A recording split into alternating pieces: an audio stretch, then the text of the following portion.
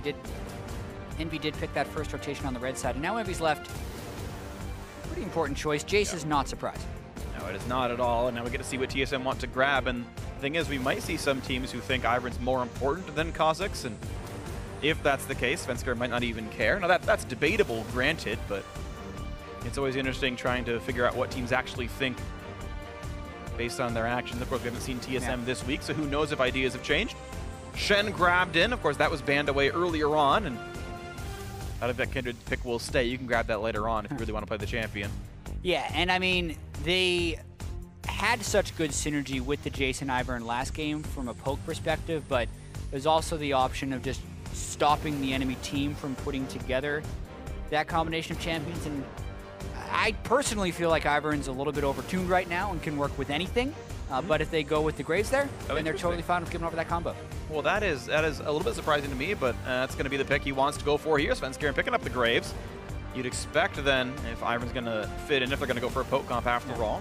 Well, the thing with having Shen in the top lane and an Ivern is that's immediately having two people that are very low on damage. Yeah. Especially looking at Biofrost champion pool this year has consisted a lot of Thresh. Then you're dealing with 3 non-threat champions necessarily. So making sure that they're going to have some damage out of the jungle is a nice insurance policy for TSM. And they don't even know if LirA is going to end up playing Ivern anyway. That's a fair point. They can just ban it away now if they want to. Absolutely the case. Jatt, you are right, and that's why you're the analyst and I am not. Jatt's smarter than me. I'll never say otherwise. Zyra Ashe picked up the bot lane, though. Jhin, even though I'm pretty sure. Overly complimentary. I'm suspicious. Jatt does the weird thinking emoji face. And so Jhin versus Ashe is interesting. We're going to have the same players play the same marksman this game. But in the previous one, I'm double-checking my notes, the Jhin was actually picked early. TSM was like, yeah, Jin's more important to us. And then here in this one, Team EnVy's like, no, we'd still rather play Ashe. Take the same matchup, that's fine. So just different priorities in the different champions. Some of that might just fit the team composition. Of course, Ashe, Zyra, a very strong bot lane, and TSM will pick the support later on. Yeah, being able to combo those two champions is quite lethal in the bottom lane. Ashe arguably still has the better laning phase when compared to Jhin. But specifically, we've been seeing almost nothing but Varus and Jhin traded over and are seemingly unanimously the top two. So very much almost EnVy style. They're picking for what you think is a lane. Although you can also make the argument the Ashe era was strong and it could still be a preference for these guys. And EnVy going to hope to have a good poke composition with good pick potential. Absolutely the case, and we'll see if this goes well. Seraph was able to get an individual lead early and throughout his first game of the series. We'll see if he can do that again with an even higher profile top laner in the Jayce. And this is pretty much the queens of the bot lane right now for Team EnVy. So the side lanes should look good. Ivern and Lee Sin round out the 2 jungle bans for TSM. No surprise there. Zed and Syndra off the table, not allowed for Bjergsen. Yeah, so that also Zed would be good. That also leaves the door open for EnVy to throw Jayce down into the mid lane, as TSM had done last game, because the Zed and the Syndra would both be pretty good against him. Interesting to see here as well, with Malzahar still being up, whether or not TSM wanted that. Not great into the Zyra. Misfortune is a more normal pick into that. Yeah, and we haven't seen Biofrost play a ton of it, I don't think, but he's going to grab it here as the counter pick. Misfortune into Zyra. It's not a surprise to many people who watch pro play. Yeah, one reason we haven't seen Biofrost play much of it is very often times you'll see Zyra and Malzahar banned in TSM games, usually by TSM in the second ban phase, but unable to do that this game as Zyra's been picked. And EnVy just doubling down on this poke. Okay, Nidalee, and actually it's going to be Kennen after all, and it's going to be Jayce flex to the mid lane, I would assume. Looks like Seraph will reprise his role on the Kennen, and we'll have Jayce mid yet again for the blue side. Yeah, the Maokai hover late in the game. We saw Peke play Maokai mid at All-Star. That is unlikely to be replicated. And now TSM does know they're going up against the Jayce. Bjergsen may just end up going with an assassin. Ekko. The Ekko. Fun, yeah, exactly. So part of the reason I didn't like the Zed ban is it would make the team full AD if that were the case. Ekko can fulfill similar roles and actually do magic damage to round out the composition. And Team EnVy, I will consider that Zed ban suspect. But Bjergsen, why don't play Ekko here into this one? And certainly it would be hard to play Jayce into Zed. But either way, we're going to move on and talk about what these comps can actually do. Team EnVy, a bunch of ranged champions. LirA and Ninja can be melee half the time, but generally consider them ranged. TSM, once again, with a fairly well-rounded lineup. They've got 1.5 frontliners and plenty of backline damage with triple marksman. Yeah, and EnVy has a massive amount of poke, and again have gone with the attempt of having strong lanes, but they don't have the greatest of disengage Hopefully they would think the Kennen ultimate would save them a bit from TSM, but TSM has double TP. They're going to be looking to try and make flank initiations, although they don't have the strongest amount of crowd control that you would want against a pick comp. So not an ideal composition from TSM, as I feel like EnVy has a lot of strong poke champions, but it's going to be a battle of EnVy split pushing and poking versus TSM being able to set up flanks. And that's going to be what we're going to watch for then. Can the TP flanks work out for TSM, or can EnVy group up, split push, and siege and poke their way into this one? Let's see if it can happen right here. Picks and bans are done, so you can see the players and their champions, respectively, all up on the screen. TSM hoping to make this their, I believe, only and first 2-0 victory here in the North American LCS. They've dropped a game every time they've won a series, which means if history repeats itself, EnVy going to take this game, but TSM going to hope that it goes differently. And of course, the Team EnVy fans hoping to get themselves a win after they had gotten one last week. Here we go into game number 2 as they hit the rift. Team EnVy versus TSM, and the games begin. Yeah, a few random facts coming into this. Zyra is still the only champion that EnVy has won with for Hakuho, so being able to get that on support. Positive trends right there. TSM as well, every series in which they have won a game, they have won that series because their only series loss was an 0-2 against Cloud9, and everything else has been a 2-1, so we shall see what happens in this one. But also in every series, TSM loses at least one game, so who knows? Zyra's going to win, TSM's going to lose? There's so many stats that are going to be broken. It's like prior events guarantee future events. Oh, it's how it works. There's a great XKCD where there is a every time until this presidential election, this has always been the case. And this is one for every single president. It's just kind of fun. There's even a subreddit dedicated XKCD scripts. I don't know why. There's a website and it's just XKCD scripts, but there is. There's a subreddit for everything. And we are into the laning phase, of course. Biofrost and WildTurtle actually getting a bit of control over this bot lane. It's really nice. It's worth pointing out that they've managed to get rid of most of Hakuho's seeds without taking a lot of poke damage. And that's always a delicate kind of balance. You don't want to face check 5 plants, obviously, but because seeds last 45 seconds, if you start walking in the lane 30, 40 seconds in, you can kind of prep 6 plants for when the laning phase starts. And TSM try to play around that and make him despawn them or turn them into plants, which of course die off much sooner. Both teams prioritizing getting this early laning pressure instead of secrecy of jungle start, as both teams are expected to be starting on blue side since the duo lanes clearly aren't going to be helping them. Ooh, 4-shot crit comes out of WildTurtle. Apollo staying a bit long in the trade. Hakuho won his 1v1 against Biofrost. Misfortune has abysmally low attack damage. If you're not using love tabs, it's not going to do much for you. Once again, we saw the Raptors start for TSM Svenskeren's Graves. He even got a Shen from Hauntzer doing so. LirA going to be doing Wolf after blue buff. And both finish off 2 camps about the same time. Although Sven will have more XP due to his Raptor start. Yeah, interesting that he was able to start Raptors. Nice little Graves Shen pull that they're able to pull off there. Not much else doing there as they continue to trade in the bot lane. Biofrost auto attack Q will kill a plant. It does so to trade some of that away. And Hakuho getting plenty harassed down. Doesn't mind taking a single love tap if he gets hit him twice back. There's a 25 range advantage for Zyra over Misfortune. So far, though, it's worth pointing out a good CS lead right now for the TSM bot lane. You can't say it's necessarily a perfect 12 because plants do count as minion kills right now, but either way, it is a momentary lead.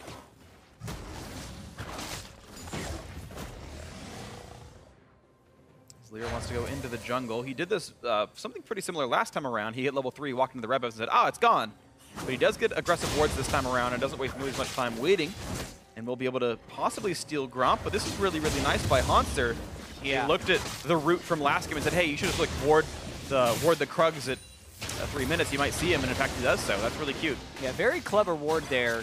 Really going to help Svenskeren go for some quality counter jungling. Raptors higher value than Krugs, also able to counter jungle. Now he's going for Ninja. A lot of damage, gets the melee range, auto attacks in, saves the Q the whole time. He might have actually used it during the camp anyway.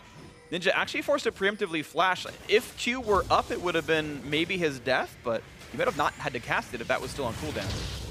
Yeah, and now it's just going to be a continuation of Svenskeren's counter jungling use. He's going right for the Krugs. He's hoping to get this. This could be dangerous, though, if LirA predicts it and runs straight for Krugs, as the rest of his team does as well. Svenskeren's got to get out of there. He doesn't have Smite. His E is back up. Going to dodge away from the roots, but he's going to take a javelin to the back of the head. Can he flash Swan? Doesn't even matter if he does so. Q, auto attack flashing one of the pounces, and he jukes away a bit, but he's 2 hits away from dead. The red buff is going to burn down. He's not going to go. LirA gets away with his life just barely. Bjergsen pushes him off. But Bjergsen probably could have flash followed with an auto attack and gotten a kill, but he decided not to commit for it. A bunch of really close calls and almost too much discipline for Bjergsen right there, as I feel like he could have gotten first blood double buffs, but conservative play there, just hoping to get Svenskeren saved and back to laning. It might have been that if he thought he was going to get flanked and die for it, he misses the mid lane wave, and trading kills and losing a wave probably a negative for him. So as it pans out, though, Bjergsen doesn't chase, and debatable or not, he at least gets the minion wave here. It is a, worth noting, 400 gold lead for Team EnVy, and you would expect that with the lane assignments as they are. You've got range versus melee matchups kind of down the line, and then the roughly strongest bot lane of Ashe Zyra, which should probably be winning. Yeah, good early things for EnVy. Pretty consistent trend for EnVy to have decent to good early games. Nicely done. Lance is done. Ninja member has no flash, so this damage will kind of stick, and oof. Ninja TP-less, but gets a good bit of damage on the Svenskeren. Yeah, taking a lot of extra poke there if you're Svenskeren. Not exactly the jungle start he would have hoped for. Oh, taking that Biofrost in the mid lane. Does not land make it rain. I don't think Biofrost really needs to hit E. It's been raining a lot in Los Angeles already, but that's okay. Control ward fight! Hakuho! Bam! Gets it. Javelin on the Biofrost. Puts some pain in as well. Good early accuracy from LirA. Speaking of rain, it's also been snowing a lot everywhere. There's massive amounts of snow on the East Coast. Do not know why I'm talking about that, but... Well, I talked about weather. I brought it up. It's my fault. I'm sorry, Jatt. I accept your apology. Thank you. TSM kind of just bouncing back. A lot of these early gold leads are just variations in the way the waves are shoving back and forth, because the lanes really have evened out. Hauntzer teleporting back to lane because he's Shen and he can just ult down. It's going to be an interesting back and forth here where they go for Bjergsen. Really beautiful trade by Ninja, and kites out the stun. That was actually immaculate. There's one thing that I will say about Ninja. His mechanics are really amazing. I know he's gotten a lot of flack online for positioning, and he had a very high def game before. His mechanics are actually incredible. The mechanics that are great, but the decision making is where he has the most criticisms. Is why are you going Frozen Heart, Spirit Visage on Rise, and why are you flashing into turrets to finish kills without vision? Are the main problems for him? Or do you not want to face check the grave? Yeah, walking without vision. Speaking of, Svenskeren finds LirA, Ninja gets him away. But that is a lot of pain and all at once. And no surprise that Grave's going to win that 1v1. Yeah, and getting back to the earlier point of EnVy having strong early games and trying to pick lanes they can shove, it is going to be hard to consistently shove in these TSM solo laners, just because the nature of Shen and Ekko were very quick at getting back into lane after doing other things. Like, even if Bjergsen does get harassed out of lane, he can always just expend his ultimate to return immediately after shopping. And that's one of the things you always have to keep in mind as Ekko, is his ability to split lane against almost anything.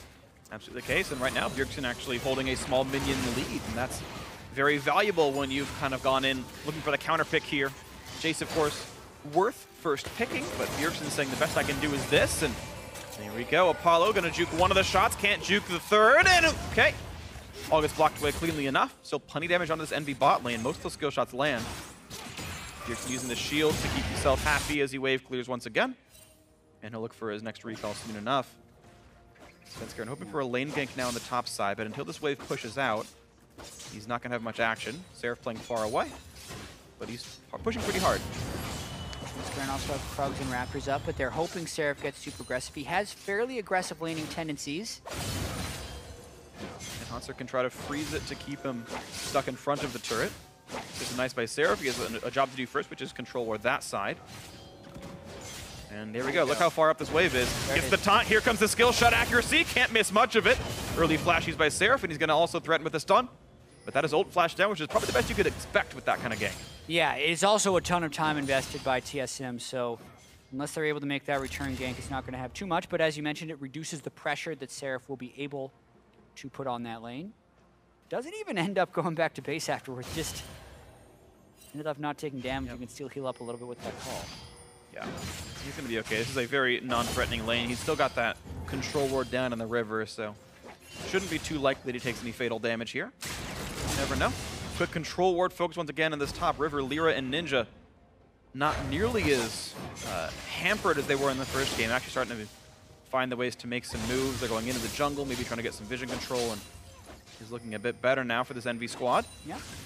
Turns out when they both don't flash into the mid lane turret and die in the first 7 minutes of the game, they have a better game. It's smoother. They're controlling their aggression a little bit and relying on their ability to outfarm and shove in a little bit. You watch back on the bot side, the minions still very close together. So it's been a low action game of minion wave control, and looks like neither jungler have been really able to make crazy moves. They've had ganks, to be fair, but they haven't turned into all that much, and it's just been the battle of wards more than anything. Hakuho failing to respect Deadly Flourish, takes a couple hundred damage. But LirA, knowing they have control wards down here, knows he's safe and in fog. Nice hawk shot to say, hey, as Graves bot lane as he is, okay, respect the gank power. Stun's gonna land on Biofrost, and they pull the trigger in time. Javelin from long range means first blood goes over to Hakuho. And stats don't lie, Jatt, Team EnVy off the first blood. And that was just a really good play by everyone on EnVy right there. Apollo does most of the work by not only hawk-shotting the opponent jungle, but also by pulling the trigger. And then no one had to fully commit to risk being teleported on the other side, because it's double TP on both of these teams. You can expect a lot of bot lane parties, but they just basically killed Biofrost for max range and kept the counterattack out of the equation. Not much TSM could do aside from not getting hit by the Ashe arrow in the first place.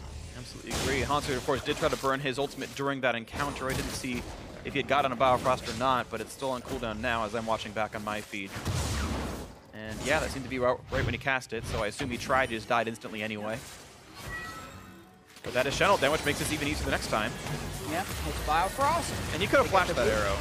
You could have, but also notice how no one really got within more than 600 range, or closer than 600 range of Biofrost, and there were no wards behind them with which Bjergsen or Hauntzer would have been able to teleport to. Shen ultimate also got burned, they just burst up through it.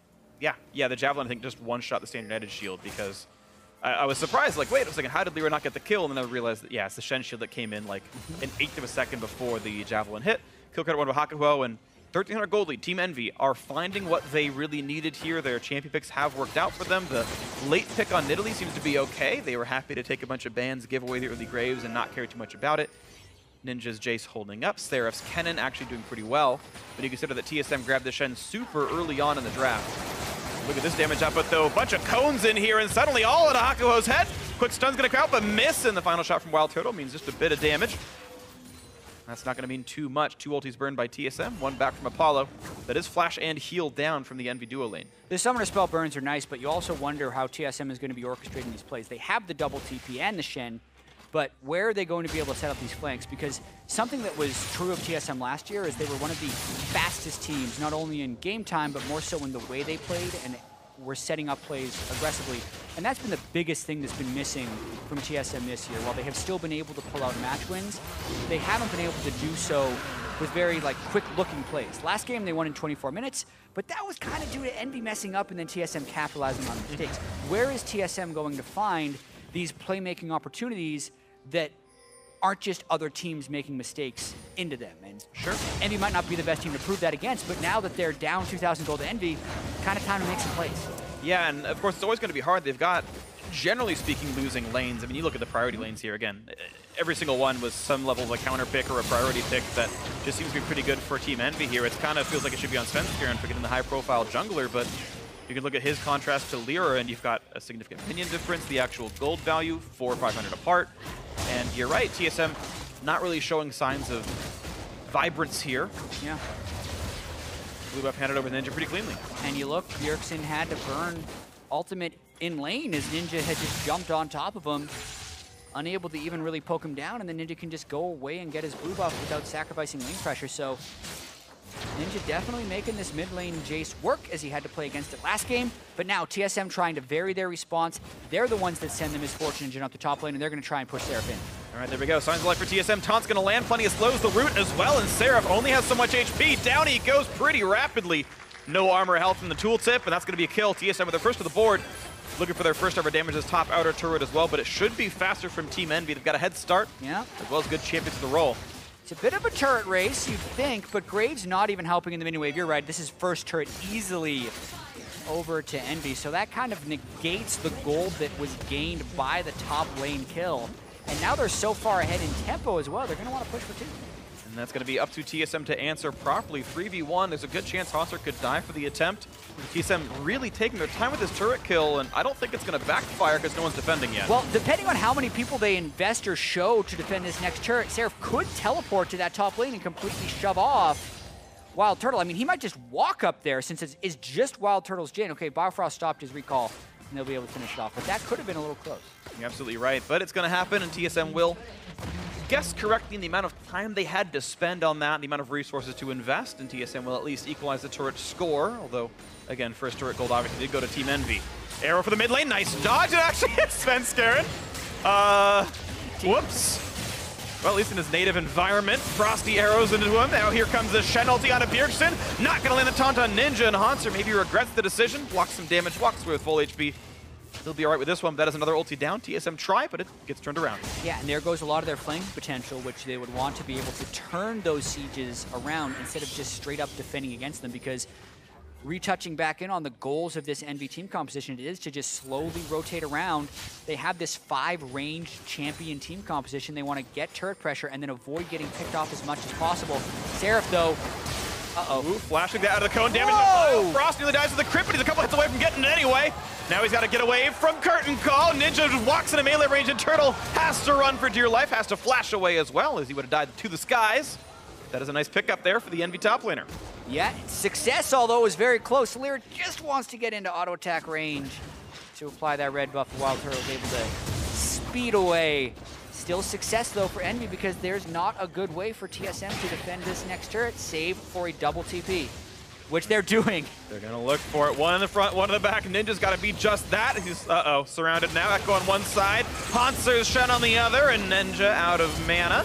Flash to buy a bit more time because LirA's coming in. Bjergsen running his ulti. Seraph has joined the fight, and suddenly they've turned it around, and Envy have picked off a kill against TSM. This turret is going to follow 3-1 in one, 2-1 in turrets. Looks good for Envy. And Hauntzer has to land these taunts if TSM wants to be able to collapse on this. That's the second missed taunt during a turret defense that has led to the death of either a player or that turret. So watching this one more time, as you said, one in the front, one in the back, they're trying to cut him off, but Bjergsen, parallel convergence not in the right space. Ninja has the move speed from the acceleration feed, sidesteps on Hauntzer.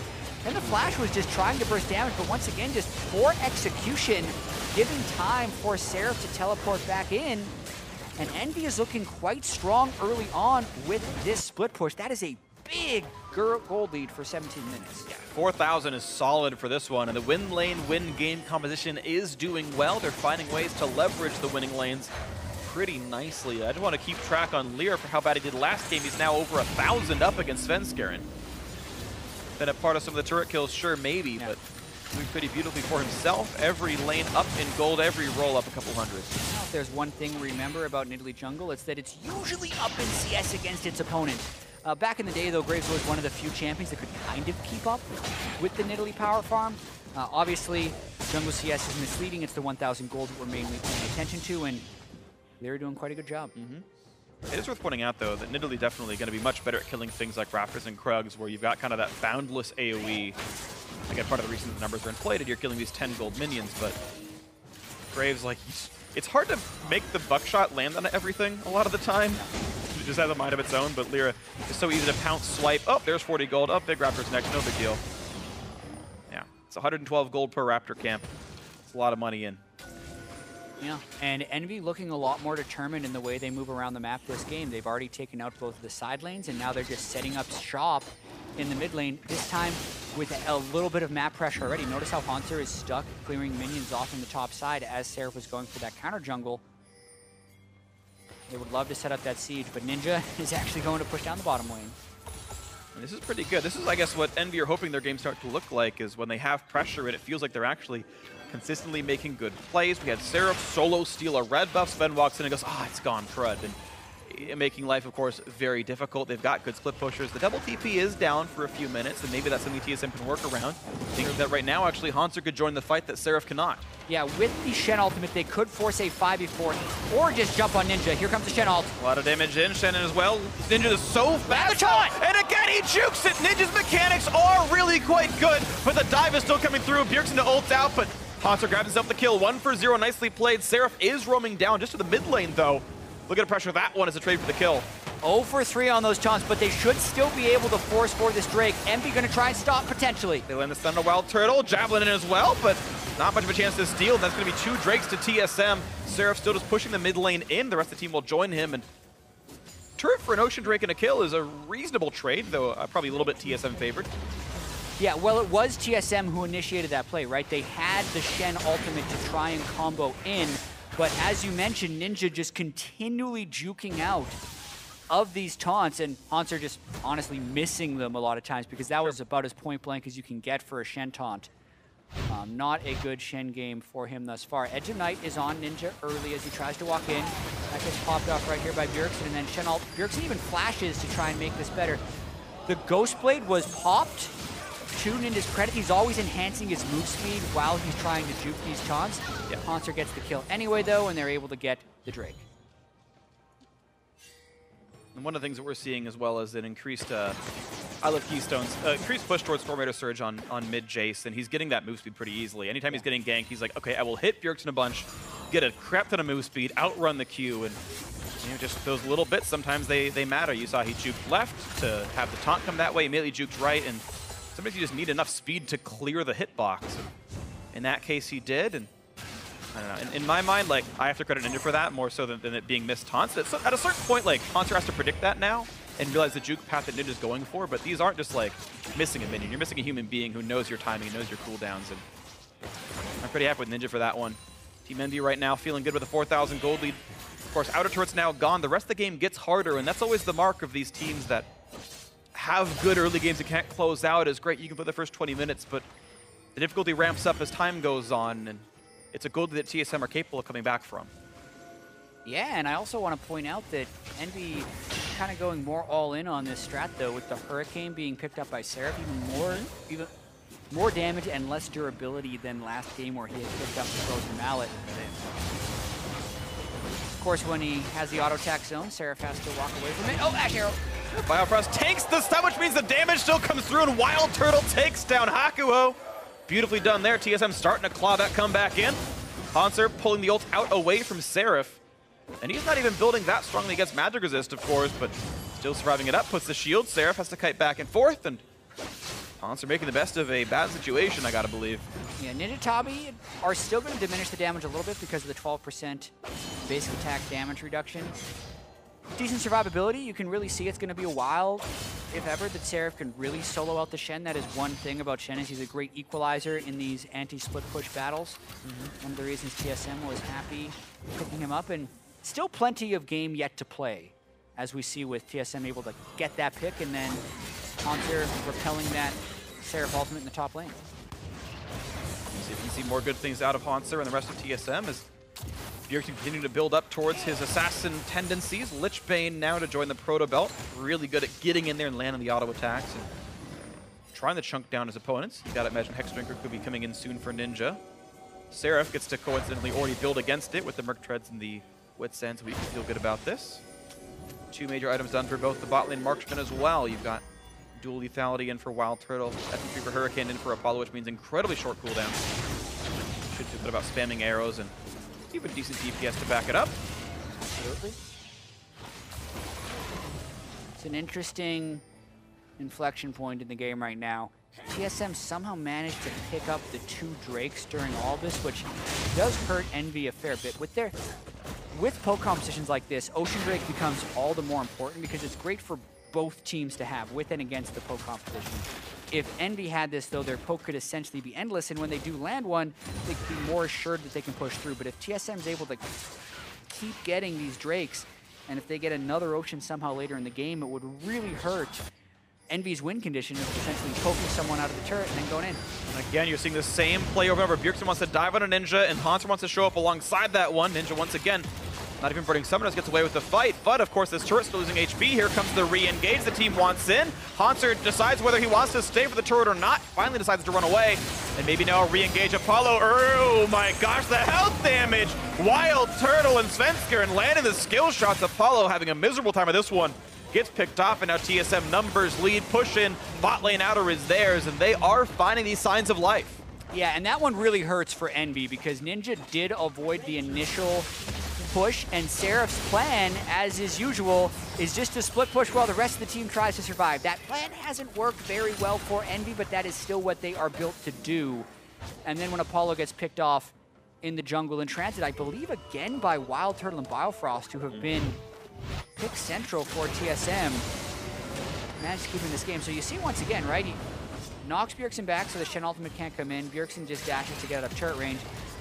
And then, as Envy's coming in, watch Apollo. He's just thinking about the Ashe arrow. He's the one who ends up getting picked off here. He's actually going back, but Svenskeren is the one who hops over. The Jhin bullets continuing to land true for WildTurtle. And he was the last one to rotate. Kills. Yeah, that was rough. Apollo, the last one to rotate, got cut off as well by Biofrost move speed and ganked off by Svenskeren, and that's rough. Maybe the last one to the party. Oh. At least it was a trade of turrets. Envy got a slightly better one. Look at the damage out of Svenskeren. LirA forced a flash away, and Sven finally showing some more signs of life himself as well. Burning Summoners, burning kills. Seraph once again dueling with Hauntzer, who is actually still building much more toward armor, and that's pretty relevant, of course, considering Seraph's build here. Still got a good amount of AD in that build. Or rather, physical damage more than AD. Yeah, a lot of attack speed, which... Okay, there we go. Hakuho's going to block the shots, and thankfully he's able to stay alive through it. But WildTurtle really putting in a lot of damage. Yeah, and Cloud Drake up right now. All ultimates except for the Curtain Call up for TSM. Envy not really in position to collapse unless Seraph wants to teleport in and go for a team fight now that he has Frozen Mallet. No skill. Pretty reasonably done right there. Looks like they timed it all nicely, and TSM going to stay afloat of this one. So yeah, all three Drakes right now going to TSM, and it's nice for them because it feels like the way TSM have to win this game is again, finding these team fights, navigating around the poke, and it makes that late game Elder Dragon an even better team fight hub for them. Envy can't give that away 40 minutes in, or it's going to be a ton of true damage added onto the TSM lineup. So it feels like if TSM can stay the course, they've got everything they need. Frozen Mallet now done for Seraph could actually mean quite a lot. Very true. It would make it hard for Hauntzer to keep alive in the 1v1. It's going to make it harder for him to run away after he is theoretically losing a fight. But I mean, even with the Warden's Mail now, reducing the attack speed of Seraph when he hits him, it's very difficult for Seraph to actually solo out Hauntzer. So if Seraph is able to go up against someone else in those side lanes, that's not the Shen, at least now, you'd expect more. But we're still going to have to track this. Seraph, a very experienced split pusher, and it's kind of where Envy needs to find their edges at this point because their gold lead has stalled out. Yeah, there's two major forces at work, it feels like. Actually, I should say three. So one is Seraph split pushing, which we feel like is going to continue to go Envy's way. The other two are Bjergsen and Hauntzer trying to find repeated dives. Ninja, actually, to his credit, doing a very good job outplaying them. And the other is WildTurtle just presses R and someone dies 50% of the time. Yeah. And that's 2-to-1 as far as tools in the tool belt. We'll see if TSM can find much more. Yeah. I really would have liked to see Seraph go with the Blade of the Ruin King instead of the Hurricane. He technically has faster wave shove with the Hurricane, but if he wants a realistic chance of killing a tank like Hauntzer, I feel like the Blade of the Ruin King would be much more solid towards that end. Maybe he'll build the next and go even more attack speed focused. That would be potentially expected, but even just looking at the map pressure, it's falling away from Envy, and you don't want this to be the story every game for Envy where they get the early lead and then just don't know what to do with it, but that's kind of what it's looking like as TSM tries to set up shop mid. And a bit of support from the rest of the squad makes WildTurtle end the ulti early, still managing to land a parting shot on Apollo, and again, thankful for him, he's got an Nidalee to heal him as well, but yeah, even if there are more tools for Envy, they seem to be very blunt and they're not getting a lot done with them. The arrow picks aren't really coming in, and the Ninja Siege isn't getting a lot done either. Seraph once again in a battle with Hauntzer, and Hauntzer just kind of withstanding the damage. You got to jump over the wall, Svenskeren coming for the flank, and suddenly now Seraph is going to be in a bad spot. Blinded attack, goes for the stun, gets away from most, but there we go. A taunt finally lands for Hauntzer. finds button on his keyboard. The kill comes through to Svenskeren. Red buff steal comes through for LirA, but I will take a kill for the red buff any day of the week. Yeah, and it's essentially split push down right there. Seraph now going with the last Whisper because he's not cutting through Hauntzer at all. Basically at half health by the time that gank arrived, and he hadn't even started to deal damage to Hauntzer. So good job by Svenskeren, and Hauntzer landing 2 taunts back to back here. They're going to turn it into a split push of their own. And then teleport coming in for Bjergsen to keep the minion alive as well. There's going to be plenty of damage. Ninja going to find a bit of poke boost for the minion. Smart choice, but it's not going to be enough. Turret's going to go down. TSM nicely played, get their 3rd turret, and it's a bot lane tier 2. Yeah, that 4,000 gold lead that was there 16 minutes into the game is now a 2,000 gold lead 14 minutes later. 13 minutes later for TSM, and they're going to look for more because Sarah's still down. And it's going to be another one right off the bat. Goes down, goes down. TSM making some pretty crisp rotations, and the gold lead now almost tied, just nary 1,000 gold apart from these two squads. TSM, of course, double Cloud Drake and Ocean Drake gives them nice uptime and nice rotation advantages, and they're playing to those quite nicely. Turtle's got himself a rapid fire cannon, even better turret killer with that. And Hauntzer may just be invincible. We'll see if we'll have to change as much. Ninja wants to fight Bjergsen. Hauntzer does have ulti, and there's no really point to dive that. Yeah, it's interesting. I wonder if WildTurtle's going to turn that BF sword into an Infinity Edge or a Duskblade, because he's kind of halfway between a lethality build and a crit build on Jhin. The Duskblade would still be very good for the ultimate, and Jhin obviously converts the attack speed and the crit just into attack damage anyway a lot of the time. But we've seen a lot of variations in those later game build paths after people go for lethality rushes. I like Duskblade. There's no real tank, so you're going to get a lot of value out of lethality. Yeah. If he was like against Maokai and like a Rek'Sai jungle, I'd say you need IE to actually pick those things off, but I don't think he needs to do that this game. We'll see though, it's up to him. There's definitely priorities and value on both sides. As we once again go back to our side lanes here, and it's Hauntzer, equal level with Seraph. 20 minion difference, and yeah, Hauntzer, all he wants to do is clear the wave and then just run away. Sunfire Cape helps that, of course, and says, you know what, I'll see you in 30 seconds. Seraph, we'll see if this time around he can find an edge in the matchup. TSM continue to scale. Bjergsen only 1.5 items left to go. Void Staff seems to be next. Yeah, large amount of pick potential coming in from him as well. That Ekko, especially against Apollo and Hakuho, who have no magic resist, is a very scary proposition for flanking in team fights. EnVy trying to mix it up a little bit more, though. Really trying to commit to a 1-3-1. With Ninja having pressure in the top side and Seraph trying to establish pressure in the bot side. But their lead is dwindling. It definitely is. It's going to be interesting to watch for. It's worth noting that the solo laners on both sides have kind of the same damage profile. Seraph's mostly physical, as is Ninja, and Bjergsen and Hauntzer both mostly magic. There's no, like, mismatch the matchups. Oh, he counterbuilt one, can't deal with the other. It's kind of convenient. I would say on TSM is they're the one to kind of receive the split push, that no one's counter building incorrectly. That Hauntzer can actually deal with Ninja appropriately. It's not like his Kassadin and the Ninja tabby means nothing. Yeah, absolutely. His armor build is working almost perfectly based on the split push opponents he's dealing with. But EnVy did land a little bit of poke on Biofrost, and they're going for their first Drake. This one's Inferno. Oh, it's going to be enough damage. Shock Blast is a little bit short. He's going to stay alive. Drake still goes over. EnVy get Inferno Drake. More damage is nice to have. Maybe the signs of life continue here. That kind of poke that they need more of. Yeah, exactly. They finally got some map pressure with their 1-3-1 and then collapsed it at the right time to be able to take an objective, and they were able to land the poke, which is the all-critical thing. LirA and Ninja, if they can get accurate when they do collapse back, is how they're going to have to win, because TSM with just that one Ocean Drake, no natural sustain on their champions. Surprising that EnVy hasn't been able to set up more of those in the first 32 minutes of the game. Yeah, well, I guess a lot of their pokers just haven't been sort of dedicating to Siege. Ninja's been splitting the whole time against Bjergsen. He's not actually been looking for that opening chunk, and maybe that's EnVy's fault for that, but it's been the way they've played it. 2,000 gold still remains the wedge between these two squads. Turrets equal. Drake's 2 more for TSM, although some would consider the Infernal Drake is better than what they've got. Depends on your analysis and what you value here. TSM looking to get and wrest control away from this top river. I think with good respect, though, they don't go much farther than a couple of pieces of brush. Don't want to walk through the Scuttle Crab. Yeah. Of course, 33 minutes in, Baron rushes do become very real from both teams.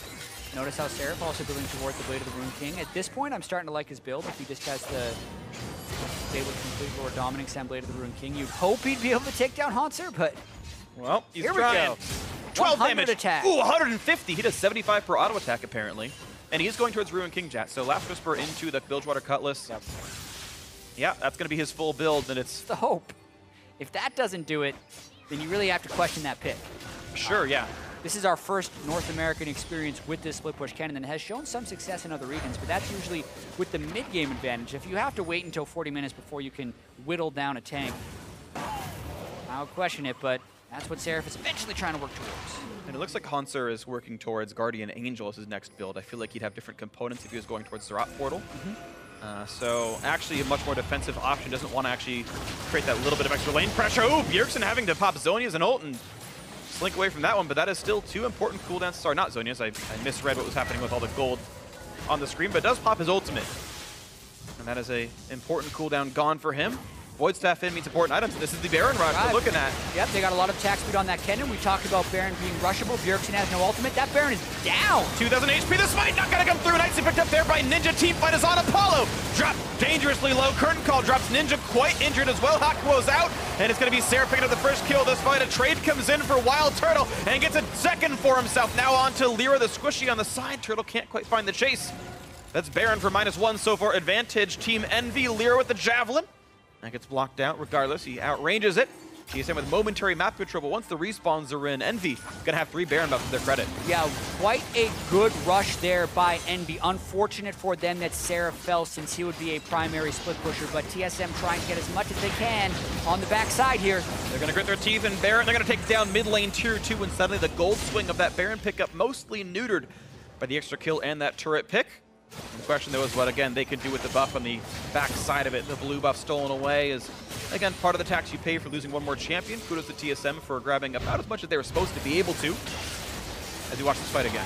Control ward on the inside. Svenskeren dashes in, but he was a little bit too late. And then with Bjergsen having no ultimate, Envy thinks they're going to be able to burst him down. Zhonya's at the right time as Biofrost gets in the ultimate on Misfortune. Very clutch. WildTurtle flashes for the final kill. And really, since Envy used all of their damage on the Baron and have a poke composition, one of the more dangerous things as a poke composition is when you are trying to rush the objective, the other team being able to collapse in on you because you kind of cut off your natural escape path by being in the pit. And oh no, this is just not the right position for Ninja. He is much too far forward. Kill comes through, not even a problem. Infinity had helped him with that one. Kill credit goes to WildTurtle, the double marksman in the bot lane, take down the marksman in the mid lane. And Envy, unfortunately, have lost one more of their Baron buffs. Oh my gosh, Hakuho deleted. And this is one of the most frustrating things about watching Envy is you look at them make a good play and then they just seem to throw it away sometimes. They did not have good vision in that side of the jungle. Their team was not pressuring waves. Ninja gets picked off as well as Hakuho, and now TSM can potentially open up multiple inhibitors if they play this right. And this TSM doing this with a gold deficit facing off against Baron buff, but they're just so much better at making the plays happen. Looks like this could actually be TSM's first 2-0 of the split. Mid lane inhibitor goes down. They walk right back down to the bot lane as well. Still missing Ninja and Hakuho. You can't defend a 3v5, and Envy should not throw away the kills. A good little bit of poke done. WildTurtle's a bit injured, but TSM get to walk away with swagger. Envy does have double TP if they wanted to get really aggressive on the retreat, since Ninja and Seraph would be reviving. Follow. Look like it. Has ult now. Yeah. Plays like that and sequences like that just show you how fragile leads can actually be in professional League of Legends, because Ninja had the Baron buff. They were hoping to be able to set up some 1-3-1s. They were building towards this for 37 minutes, and then he steps out of position, which is quite common for Envy, and as I said, is very frustrating to watch as you're trying to see them progress as a team. And 2 inhibitors down. All their split push pressure gone. It takes them now the entire respawn of those inhibitors to get any of that pressure back. And it's 2 games in a row where Baron dies, and in the next 3 minutes, TSM takes 2 inhibitors down. It's kind of repeatedly TSM able to make these really clutch shot calls. Envy are looking for their own way in on this one. And if Envy wants to get the Elder Drake, they would want to rush it right now. So they were hoping to get a face-checking TSM member, and that just did not happen. This could be pretty explosive. There is a split pushing Shen, so EnVy is up against the clock here. They don't want to catch themselves in the Elder Drake pit because they are a poke composition, but they have to respond to the split pushing Shen. They're in a bad spot right now. That's so rough too, because you know mid and bot will auto push with the inhibs down, and then the fact that Hauntzer is splitting. I think if Seraph had been 1v1 against him here and they played the 4v4 and then just tried to match teleport, maybe that's a better call to make. But yeah, TSM tooling them around the map appropriately, saying, yep, limited time to even try Drake at all because of the mid and bot inhibitor. And then the Hauntzer split push is enough to make them have to back off on the call. EnVy now in a losing position, looking to sneak in on this one, but Svenskeren respecting some of the poke, has to respect to do a 50-50 arrow, the javelin, the engage, and Hakuho's gone right away. Once again, he's the front line looking for the steal on the Drake. Going to be picked up, though, by a convenient smite from Svenskeren. 2 kills already picked up here, by the way, and this one, Ninja could be the next. Running out of HP, Snipe not going to land. Hauntzer actually getting shot around a fair bit. Look at that one!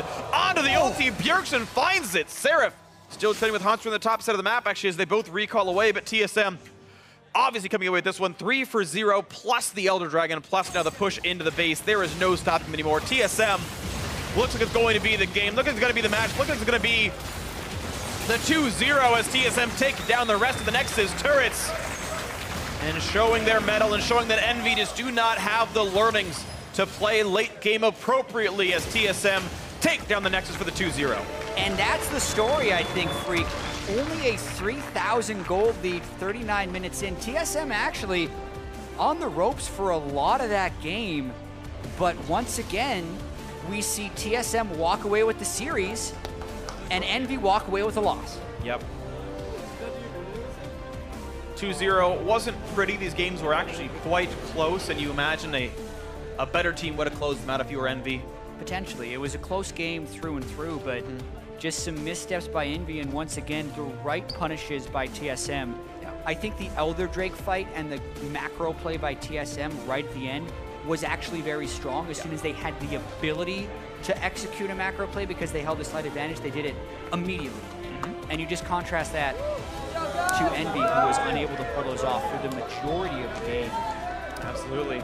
And the EnVy strat this game was win lane, win game, and they won the lanes that they were winning the game, but TSM were able to make the right plays. The repeated attempts of Bjergsen and Hauntzer diving on the side, those were nice to see them attempted. WildTurtle had a great game, 7-0 and 2, was actually instrumental in this one. I think this is one of the very few games you can say Turtle, I feel like actually carried this game more than anyone else. He had put out so much damage. And he was the one that was creating a lot of the picks for TSM before the final fight, where actually, I hope we get to see that again either in the analyst desk or here, but Bjergsen 1v3'd pretty much on the back of that fight. But yeah, we saw at the end, 995th career kill towards the end of that game, getting very close to the 1,000th kill, speaking to his experience and how long he's been in the league. And at the end of the day, even though TSM is not looking as good as they did last year, they're still now 6-1, which is going to be enough to tie them for second place. Which is great to see that, you know, TSM fans can remain happy that their team, stumbles or not, are clearly good enough to take down all these teams. There's only